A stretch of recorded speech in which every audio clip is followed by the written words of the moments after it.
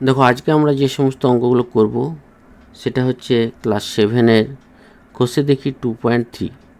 এখানে অনুপাত সম্পর্কিত অঙ্কগুলো আছে। এখানে আমরা 9-এর দাগের পর্যন্ত আগে করেছি, আজকে আমরা 10-এর দাগের থেকে অঙ্কগুলো করব। তাহলে দেখো 10-এর দাগের অঙ্কটাতে কি আছে, বলছে ABC ত্রিভুজের তিনটি কোণের সমষ্টি 180 ডিগ্রি। তাহলে তিনটে কোণের সমষ্টি হচ্ছে 180 ডিগ্রি এবং বিএসি, ABC এবং ACB, মানে এখানে এ কোণ, এটা হচ্ছে এ কোণ, এটা হচ্ছে বি কোণ, এটা হচ্ছে সি কোণ। তাহলে তিনটে তাদের অনুপাত বলেছে 3:5:10 এবং এই বিএসি মানে এ কোণটার মানটা যদি 10 ডিগ্রি কম এবং ABC এর মানটা যদি 10 ডিগ্রি বেশি হয়, তাহলে কোন তিনটের অনুপাত কত হবে হিসাব করি। তাহলে একটা যদি 10 ডিগ্রি কম হয় আর একটা যদি 10 ডিগ্রি বেশি হয়, মানে এই কোণটা যদি 10 ডিগ্রি কম হয় এবং বি কোণটা যদি 10 ডিগ্রি বেশি হয়, তাহলে তিনটি কোণের অনুপাত আমাকে বের করতে বলেছে। তাহলে এখানে প্রথমে আমরা রাফলি একটা ছবি আঁকছি, সেটা হচ্ছে তিনটে কোণ আছে এরকম একটা ত্রিভুজ, যেটা নাম এখানে ABC, তিনটে কোণ হচ্ছে এবং এখানে বলে দিয়েছে যে এর কোণগুলোর অনুপাত বলে দিয়েছে এ অনুপাত। দেখো বিএসি মানে এ অনুপাত, আর ABC মানে হচ্ছে সি বি অনুপাত, আর এটা ACB মানে হচ্ছে সি কোণটা। তার মানে এখানে আমাদেরকে যেটা দেখতে হবে যে বিএসি অনুপাত ABC অনুপাত ACB, এই তিনটের অনুপাত বলেছে 3:5:10, 3:5:10।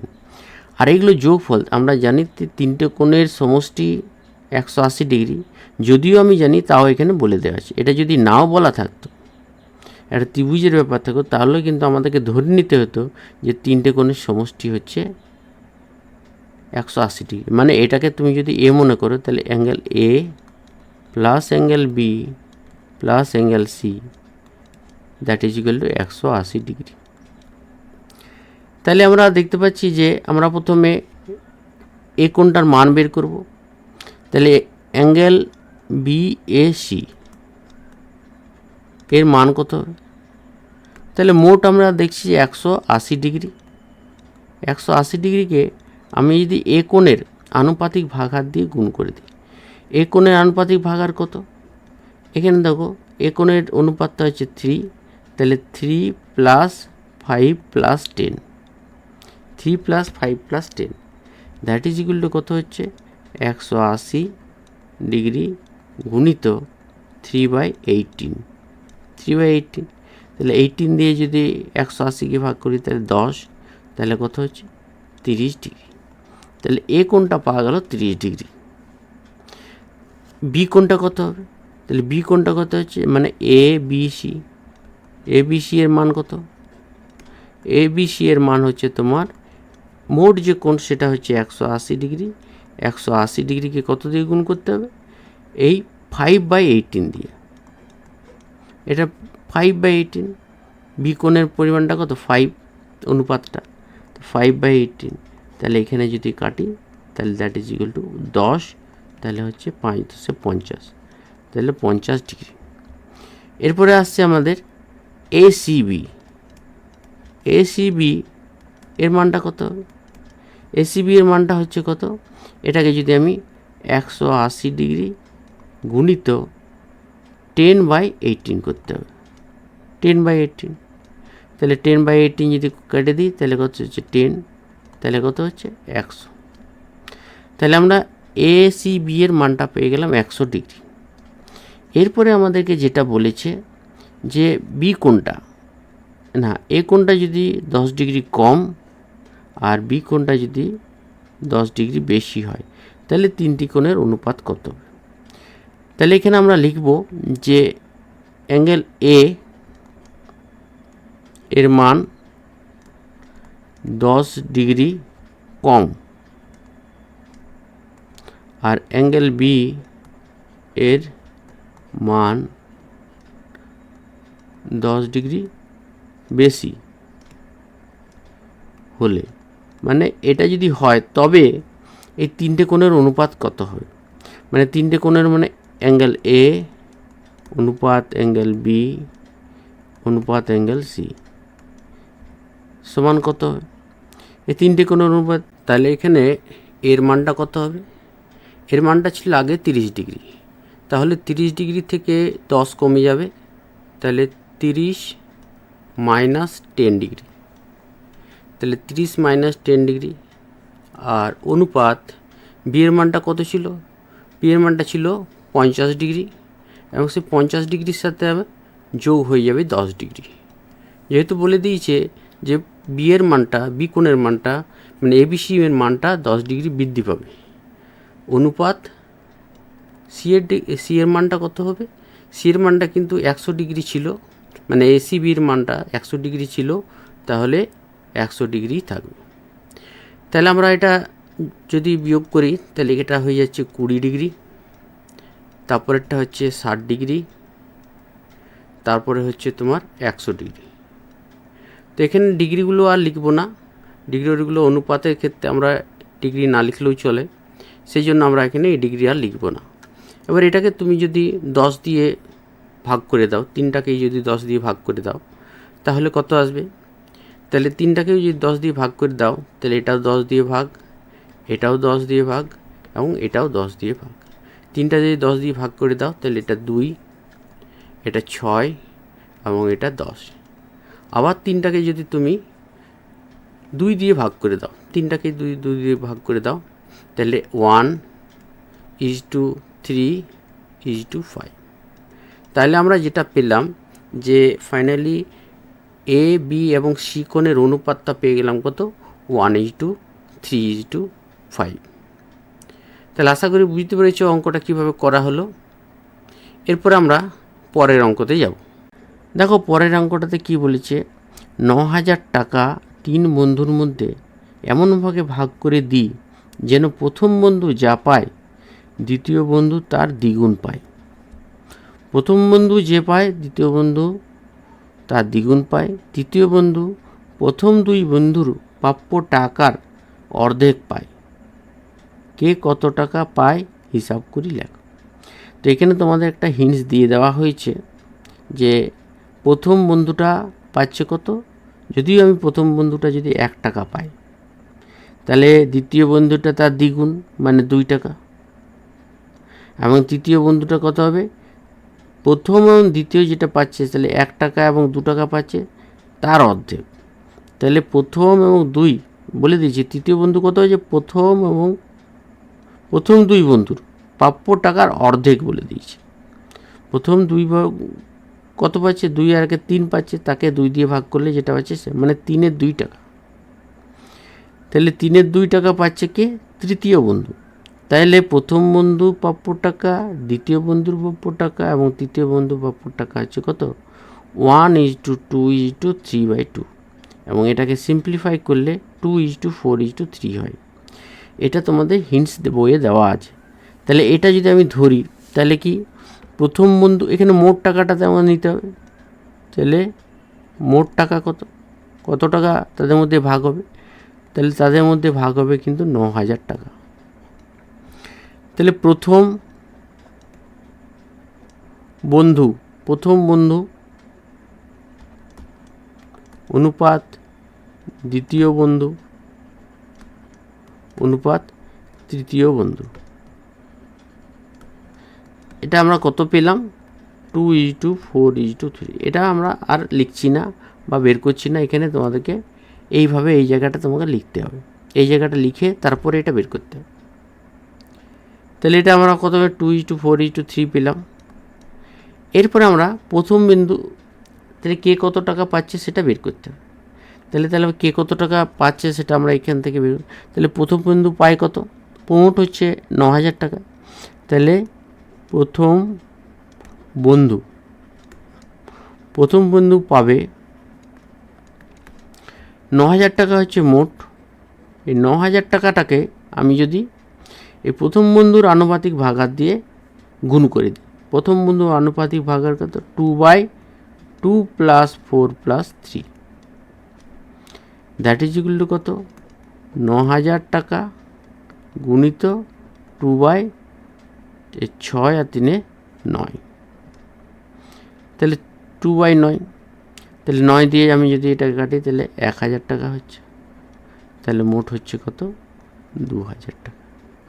তাহলে 2,000 টাকা কে পাচ্ছে? প্রথম বন্ধু পাচ্ছে 2,000 টাকা। দ্বিতীয় বন্ধু কত পাবে? দ্বিতীয় বন্ধু পাবে কত?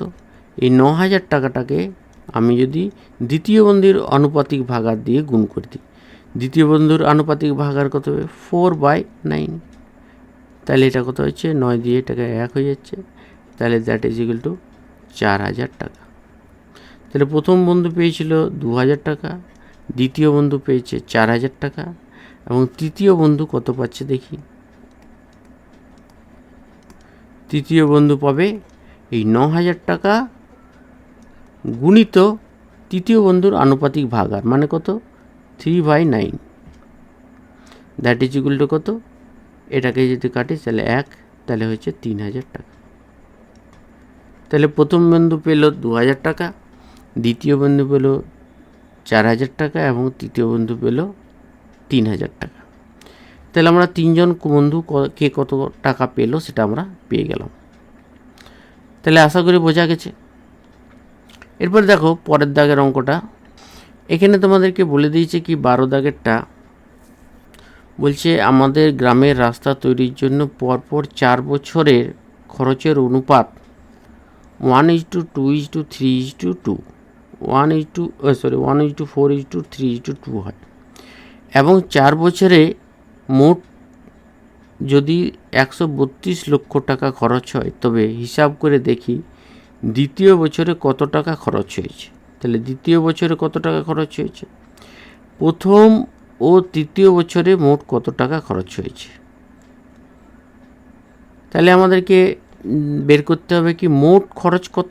4 বছরে মোট খরচ হচ্ছে কত 132 লক্ষ। তাহলে মোট খরচটা আমাদেরকে প্রথমে লিখতে হবে, মোট খরচ কত টাকা মোট খরচ হয়েছে, সেটা হচ্ছে 132 লক্ষ। তাহলে 132 লক্ষ, তাহলে প্রথম বছর প্রথম অনুপাত দ্বিতীয় অনুপাত তৃতীয় অনুপাত চতুর্থ, এগুলো বছরের অনুপাত তো কত বলে দিয়েছে 2:4:3:2, তাহলে এটা বলে দিয়েছে। তাহলে প্রথম বছরে খরচটা যদি আমি সব বছরগুলোই খরচগুলো আমরা বের করব, তাহলে প্রথম বছরে খরচ কত, তাহলে প্রথম বছরে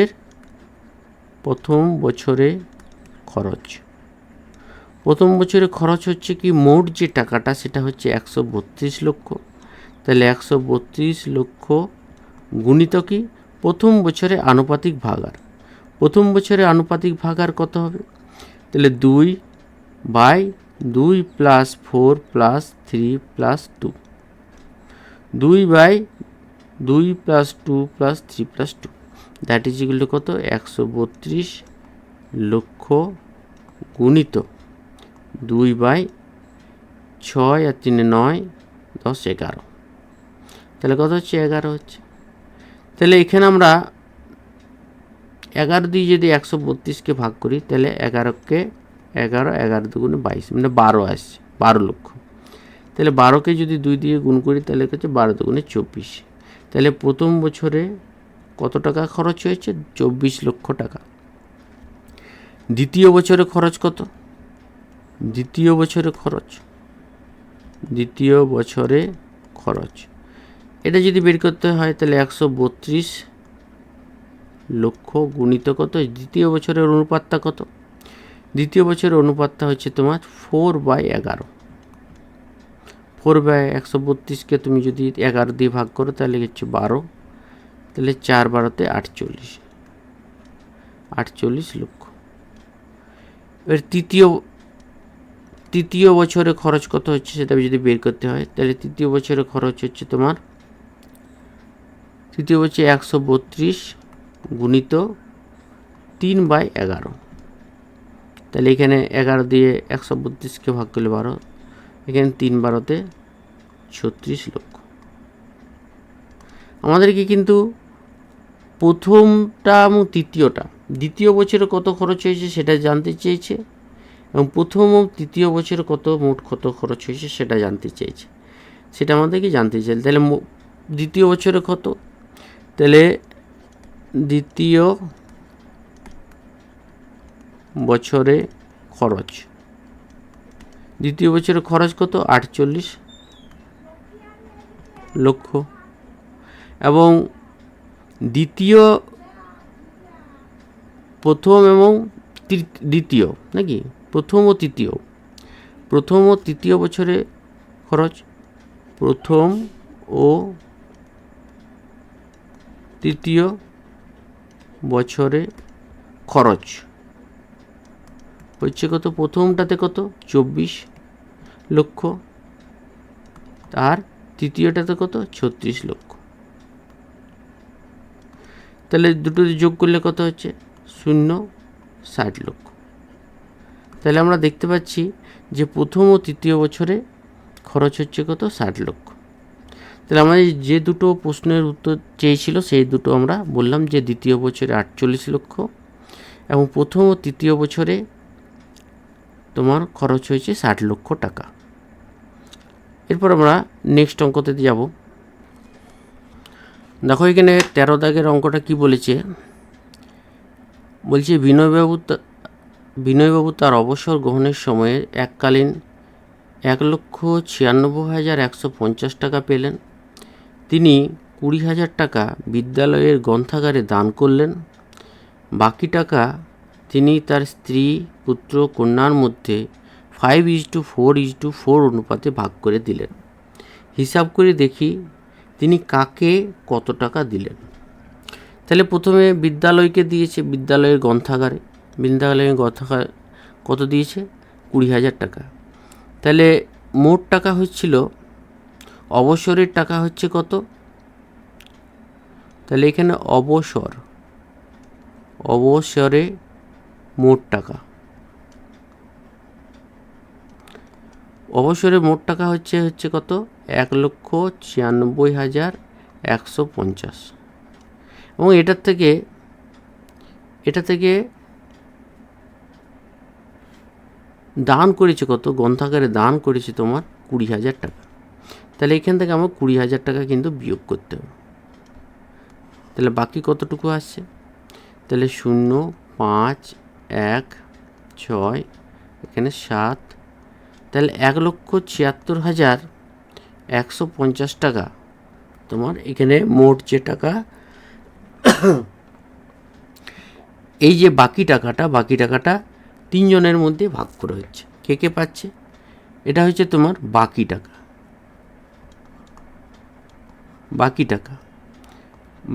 হচ্ছে 1,76,150 টাকা। এই টাকাটা 3 জনে পাচ্ছে। কে পাচ্ছে, স্ত্রী পাচ্ছে, তারপরে কে পাচ্ছে, পুত্র পাচ্ছে, তারপরে হচ্ছে কন্যা। 3 জনকে কি অনুপাতে ভাগ করছে, যে ভাগটা করছে সেটা হচ্ছে 5:4:4। মানে 5 টাকা যদি স্ত্রী পায়, 4 টাকা পাবে পুত্র এবং কন্যা পাবে 4 টাকা। তাহলে মোট কত টাকা, 4 4 8, 8 আর 5 13, মোট হচ্ছে তোমার 13 টাকা। তাহলে 13 টাকাটা তোমার 5:4:4 অনুপাতে ভাগ হচ্ছে। তাহলে এটা থেকে আমরা যদি প্রথমে স্ত্রী কত পাচ্ছে সেটা যদি বের করতে হয়, তাহলে বাকি টাকাটাকে আমি স্ত্রীর আনুপাতিক ভাগার দিয়ে গুণ করব। তাহলে এখানে স্ত্রী পায় কত, স্ত্রী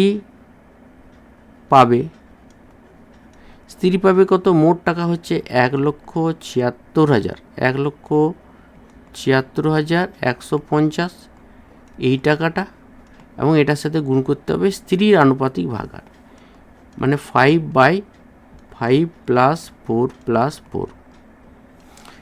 তাহলে 1,76,150 গুণিত 5 কত হচ্ছে 13।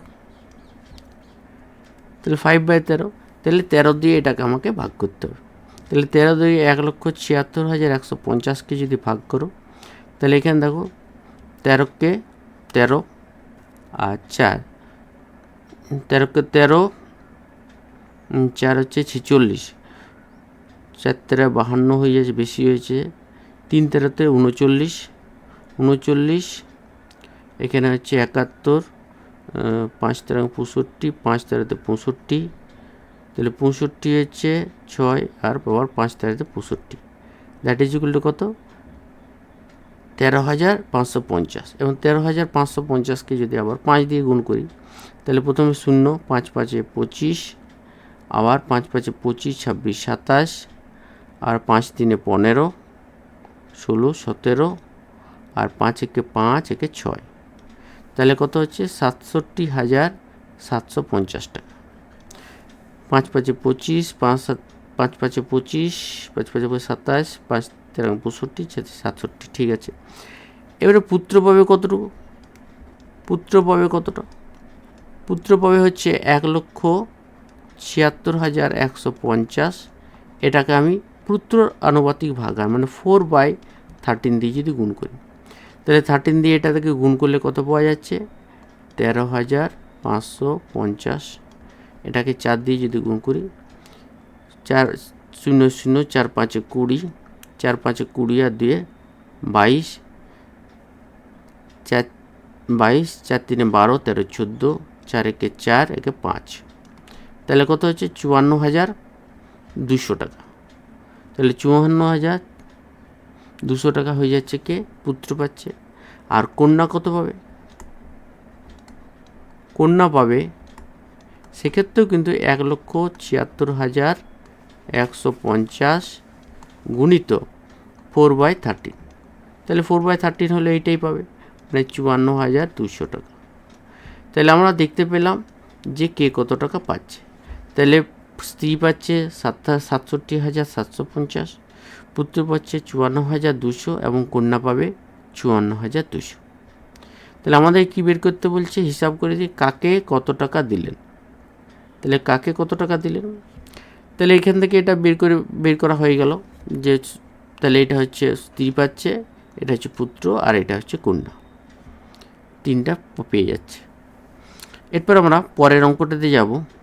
পরের দাগের বলেছি 14 দাগে, আমিনুর চাচা তার 35 কাঠা জমিতে 4:3 অনুপাতে বেগুন ও পটল চাষ করেছেন।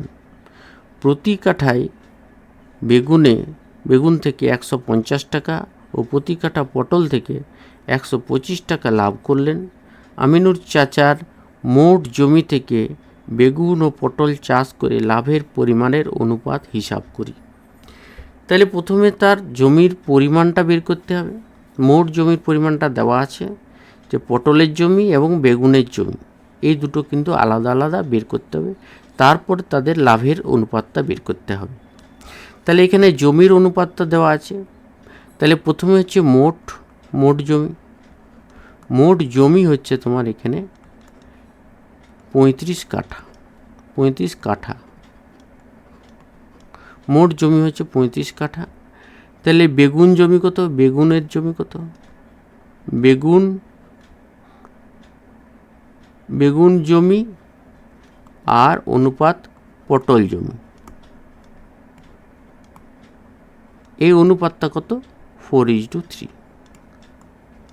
বেগুন জমি এবং পটল জমির অনুপাতটা হচ্ছে কিন্তু 4:3।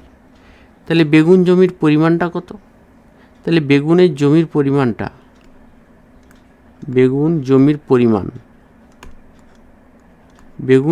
পরিমাণটা যদি আমাকে বের করতে হয়, যে মোট যে জমি আছে সেই মোট জমিকে যদি আমি বেগুনের আনুপাতিক ভাগার দিয়ে গুণ করে দিই, তাহলে মোট জমি হচ্ছে 35 কাঠা। এবং 35 কাঠাকে যদি আমি এই 4/4+3, এটা হচ্ছে বেগুনের আনুপাতিক ভাগার, এই আনুপাতিক ভাগার দিয়ে যদি গুণ করে দিই, তাহলে কত পাওয়া যাবে? 35 গুণিত 4/7, এত কাঠা। দ্যাট ইজ কিন্তু 4 5 7 35, তাহলে কত হচ্ছে? 20 কাঠা। তাহলে 20 কাঠা হচ্ছে তোমার বেগুনের জমি। আর পটল জমির পরিমাণটা কত? এটা 35 গুণিত কত হয়ে যাবে, 3/7 হবে। মানে পটলের আনুপাতিক ভাগারটা হচ্ছে 3/7। তাহলে পটলের জমিকে যদি 3/7 দিয়ে যদি গুণ করি তাহলে আমরা পটলের জমি পাবো। পটলের জমি কত হচ্ছে 5, 5 3 15, তাহলে 15 কাঠা। এখন দেখো যেটা বলেছে, যেটা প্রত্যেক কাঠাতে কিন্তু বেগুনে, প্রত্যেক কাঠা যে বেগুনে তোমার লাভ হচ্ছে 150 টাকা। মানে এক কাঠা বেগুনের জমিতে লাভ হচ্ছে 150 টাকা এবং এক কাঠা পটলের জমিতে লাভ হচ্ছে 125 টাকা। তাহলে পটল ও বেগুন চাষে লাভের অনুপাত নির্ণয় করো। আমাকে লাভের অনুপাতটা বের করতে বলছে। তাহলে পটল, প্রথমে হচ্ছে বেগুন, বেগুন ও পটল চাষে লাভের অনুপাত, লাভের অনুপাত দেখো এই লাভের অনুপাতটা যদি বের করতে হয় তাহলে আমাদেরকে যেটা বের করতে হবে যে এক কাঠা পটলে তোমার খরচ হচ্ছে, লাভ হচ্ছে 150 টাকা। তাহলে তোমার 20 কাঠা পটলের জমিতে কত লাভ হবে। তাহলে এখানে কি করতে হবে, 20 গুণিত তোমার করতে হবে 150, এত টাকা। তো এটা হলো পটলের পরিমাণ, বেগুনের লাভটা, এবং তার সাথে অনুপাত, কাদের অনুপাত বের করতে বলছে, পটল চাষে লাভ। তাহলে এখানে কত হবে, 15 গুণিত 125। এখানে কিন্তু 15 গুণিত 125। তাহলে দেখো এখানে আমাদের দুটো পেলাম, যে লাভের অনুপাতটা বেগুন ও পটল চাষে লাভের অনুপাতটা কত, 20/150 অনুপাত 15/125, 15 গুণিত 125। তাহলে এটাকে তুমি যদি বের করতে হয়, এটাকে তুমি কত দিয়ে ভাগ করতে পারো, গুণ করতে পারো, কিংবা উপর নিচে কাটাকাটি, পাশাপাশি কাটাকাটি করলে চলবে। আমরা মেনলি আমরা যেমন উপর নিচে কাটাকাটি করি সেই মতো এখানেও কিন্তু কাটাকাটি করব। তাহলে প্রথমে দেখো 5 দিয়ে কাটছি, 5 দিয়ে যদি কাটি তাহলে 5 4 20, আর এখানে 5 3 15, ঠিক আছে। এরপরে 5 দিয়ে যদি কাটি, আচ্ছা 3 দিয়ে যদি কাটি, 3 এখানে, আর এখানে 3 5 15, 3 5 15, তাহলে 3 5 15 আর একটা 0। এবার দেখো 5 দিয়ে 25 দিয়ে যদি কাটা হয়, 25 দিয়ে যদি কাটা হয়, এখানে 25 দিয়ে যদি কাটা হয় তাহলে 25 দুগুণে 50, আর এখানে 25 দিয়ে যদি কাটা হয় 25, 5 25 125। তাহলে এখানে ডান দিকে, বাঁ দিকে থাকছে 8, আর ডান দিকে থাকছে দেখছো 5। এটা অনেকটা এর মতনই, তুমি যদি এখানে 20 গুণিত 150 বাই 15 গুণিত 125, এটা যেমন কাটাকাটি করো ঠিক সেই রকমভাবে এই অনুপাতকেও তুমি কাটাকাটি করে তুমি 8:5 পেতে হবে। এটা তুমি যদি কাটাকাটি তাহলে কত পাবে, 8/5 পাবে। সেই মতো আমরা কিন্তু এখানেও কিন্তু ওইভাবে কেটে নিয়ে এটা করতে পারি। তাহলে বেগুন ও পটল চাষে লাভের অনুপাতটা কত পাওয়া গেলো, 8:5। তাহলে আশা করি বোঝা গেছে।